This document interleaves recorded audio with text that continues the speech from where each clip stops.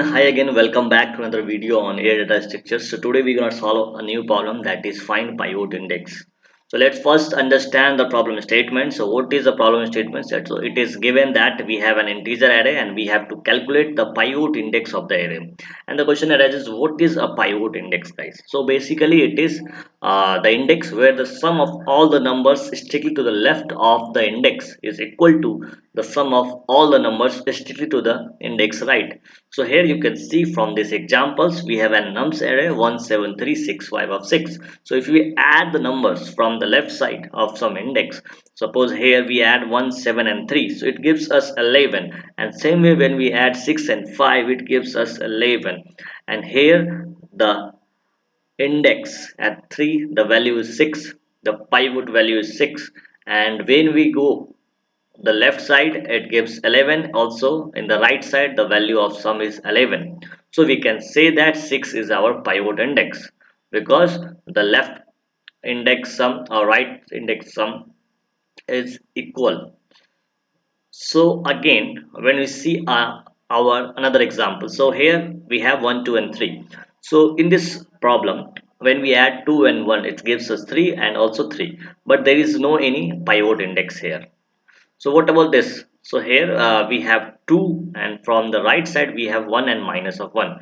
So it is basically 0. So in that case we will consider the left element as the first element as a pivot, and suppose this part is 0, that means uh, the left of left is maybe 0. So we will consider it at pivot index of the first element, and suppose we have the element as minus 1 1 and 2, so in that case we will consider rightmost element as the pivot index.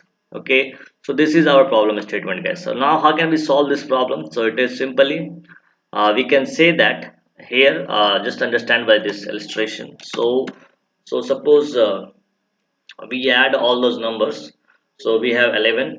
Okay, and again 11. Why 11? Because this 11 is the right sum and the left sum. Also we have some pivot value which is 6, and it is basically gives you 28. Okay, so here what is 11? 11, this 11 is basically sum of all the left numbers from 6, that is 1 plus 7 plus of 3, so it is basically 11, and this is another 11 6 5 6 and 5. So when you add all these numbers, okay, so when you add all these numbers, so that means it gives you sum of this 11 and this 11. So what you have remaining numbers, that is 6. Okay, so why we have to add 11 11 and 6, it gives 28. So we already calculated this 28. Okay, so we want to get this value 6. So how can we get that? So if we subtract the value 6 from 28, the value 22, then we can get 6. Okay, so right now how can we get that value 22? So for that we have to add from left part and we have to add the right part, and we will check whether that value is 6, but we don't know which value is 6. Okay, so we cannot compare in that way. So here what we will do, we will choose another way. So here we can calculate this value 11. Okay, we can add the leftmost number as a left sum. So here we have 2 8, and then after we can like subtract this value 6, and also we can subtract this value 11, and this 11 is basically sum of left number.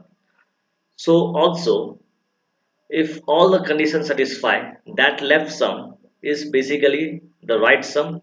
Okay, and when we leave this part, so if we subtract these value, it basically gives us the right sum, and if left sum and right sum is same, that means we can just write here left sum, so it is basically 11. So this is our logic, guys. So we will first sum all those numbers, and after that we will subtract the left sum. Okay, so there is another sum of these numbers, and when we subtract that value, also each time we will subtract our index. Okay, so that pivot index value, and whether that value is equal to the left sum, and that time we realize it is the pivot index, and we will just print out or return. So what we will do first, we will have to check right two variables. In sum is equal to 0, another variable is left sum is equal to 0. Okay, so for calculating pivots, so first of all I'm using a for each loop. Okay, and we have an integer and a nums. So what we will do, we will just calculate sum, and sum is equal to sum plus of e. You can also use shorthand, sum plus equal e. It is not 6, it should be e. Okay, also you can write in one line, single line.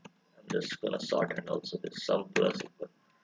And after that, what we will do, we will just iterate the for loop from for each element of array.